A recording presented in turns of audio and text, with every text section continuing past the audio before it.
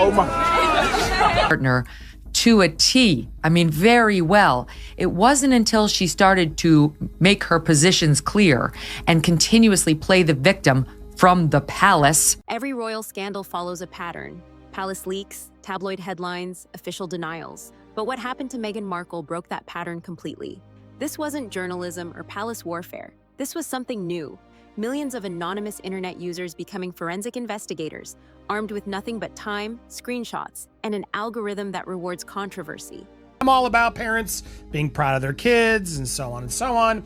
But the way that Meghan and Harry have gone about shielding their kids from us, talking about how they can't be bullied and leave them alone, yada, yada, yada. For her to go out and now start debuting them in little pockets for With Love Meghan Season 2. The real story isn't about secret daughters or hidden pasts. It's about how digital crowdsourcing transformed from entertainment into a weapon that even the most powerful PR machines can't defend against. When the internet decides to investigate you, there's nowhere to hide. Meghan Markle with pigtails, entertaining her nephew when she was... The transformation began with a simple technological reality. Social media algorithms prioritize engagement over truth. Controversy generates clicks. Mystery creates shares. Speculation drives comments. Every major platform, Instagram, TikTok, Twitter, is engineered to amplify uncertainty rather than resolve it. For Meghan, you can't build an empire when you're burning through your architects. No amount of branded coffee or curated glossy Instagram posts can make the instability behind the scenes. Meghan Markle became the perfect algorithmic target. Famous enough to generate interest, controversial enough to spark debate, mysterious enough to fuel speculation. The algorithms didn't care if stories were true. They only cared that people engaged. What made this different from traditional tabloid coverage was democratization. Anyone with a phone could become an investigator. Old photos from MySpace could resurface through reverse image searches. Archived interviews could be analyzed frame by frame, birth records, modeling portfolios, email leaks. Everything became potential evidence in a crowdsourced investigation that never sleeps. The Sussex brand had been built for traditional media warfare. Press releases, legal threats, controlled interviews. But those weapons are useless against millions of anonymous accounts conducting parallel investigations. The turning point came when facial recognition technology became freely available. Suddenly, anyone could run comparisons between photos. Apps that aged faces, analyzed bone structure, compared genetic markers. All free, all instant, all shareable. When that mysterious Instagram account posted claiming to be the forgotten Sussex, it triggered something unprecedented. Not just speculation, but technological investigation. People weren't just gossiping, they were running forensic analysis, nose shape algorithms, eye spacing measurements, smile pattern recognition. Traditional media would have needed weeks to verify or debunk such claims. The internet did it in hours, not definitively, but comprehensively enough that doubt became permanent. Because in the attention economy, you don't need proof. You just need enough questions to destroy certainty. The birth certificate drop, whether real or fabricated, demonstrated the new reality. In previous eras, document fraud required expertise. Now, anyone could create convincing forgeries. But more importantly, anyone could analyze them. Thousands of amateur investigators examining pixels, comparing fonts, checking registration numbers against public databases. The crowd had become the investigator, judge, and jury simultaneously. No single authority could declare truth anymore. What nobody anticipated was how investigation would become entertainment. TikTok creators gained millions of followers, not by breaking news, but by compiling theories. YouTube channels dedicated entirely to analyzing Meghan's micro-expressions. Instagram accounts that did nothing but compare old photos with new ones. The investigation itself became content. People weren't watching to learn the truth. They were watching the investigation process as entertainment. Like true crime podcasts, but happening in real time with a living subject. This created a feedback loop. The more people investigated, the more content was created. The more content was created, the more the algorithm promoted it. The more it was promoted, the more people joined the investigation. Each cycle adding new theories, new evidence, new questions. Harry's reported emotional breakdown wasn't just about potential betrayal. It was about realizing that his entire life had become source material for millions of amateur detectives. Every photo, every appearance, every word would be analyzed for clues about scandals that might not even exist. The mansion arguments, the barefoot drives, the beach parking lot breakdown, whether true or not, They became canon because they fit the narrative the crowd was constructing. Truth became secondary to narrative coherence. The PR industry discovered its own obsolescence in real time. Traditional crisis management assumes you can control information flow, issue denials, threaten legal action, provide alternative narratives. But how do you manage a crisis when millions of people are creating their own evidence?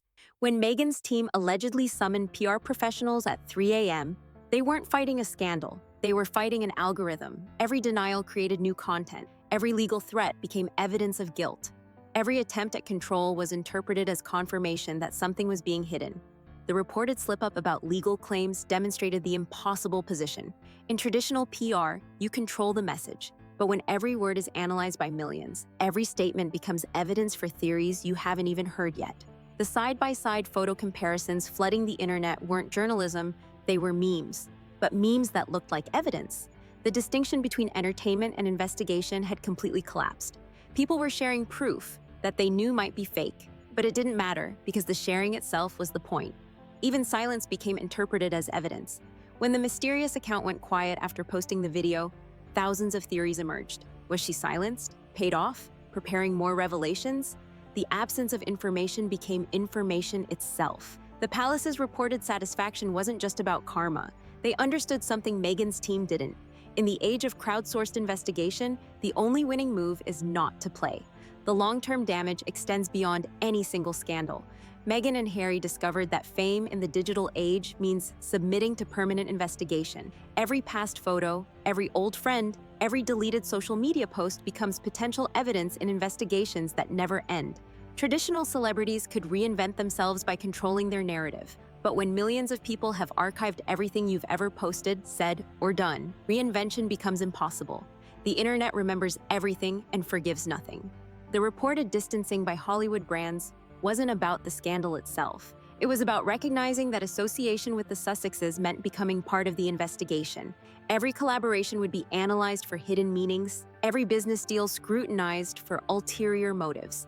What Harry allegedly discovered when reaching out to old friends was that he'd become radioactive, not because of what he'd done, but because connection to him meant becoming part of the permanent investigation. The friends who'd warned him about Meghan weren't just prescient, they'd recognized the danger of becoming content.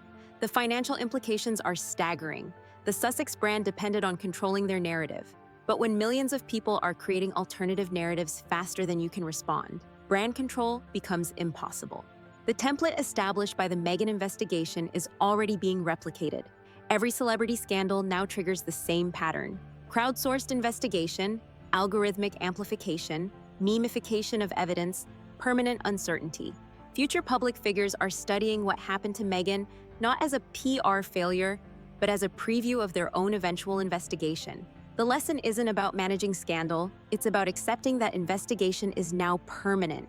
Media training has evolved to include algorithm resistance, not just avoiding scandals, but avoiding becoming interesting to the investigation crowd. The safest strategy is radical transparency or complete opacity. Anything in between triggers investigation. The investigation infrastructure remains active even when dormant. The accounts that analyzed Meghan are ready for the next target. The skills developed, the tools refined, the audience trained. It's not about Meghan anymore. It's about the existence of a permanent investigation apparatus waiting for activation. Young people entering public life now understand that every photo, every relationship, every statement will eventually be evidence in an investigation they can't predict or control. The universal lesson is brutal. Privacy isn't about what you hide. It's about staying uninteresting to the algorithm. The moment you become worth investigating, the investigation never ends. For anyone building a public presence, the Meghan investigation reveals the new reality. Your past isn't just history, it's future evidence. Your relationships aren't just personal, they're potential witnesses. Your contradictions aren't just human, they're proof of deception. The tools that investigated Meghan are improving exponentially. Deepfake detection becoming deepfake creation. Facial recognition becoming genetic analysis. Archive searching becoming predictive modeling. The next investigation will be even more comprehensive. The tragedy isn't whether the allegations are true, it's that truth has become irrelevant. The investigation itself is the product. The uncertainty is the content. The speculation is the entertainment. When millions of people become investigators, investigation becomes entertainment, and entertainment becomes reality, the truth doesn't set you free. It becomes just another theory to investigate. The Sussexes didn't just lose control of their narrative. They discovered that in the algorithm age, nobody controls the narrative anymore. The crowd does, and the crowd never stops investigating.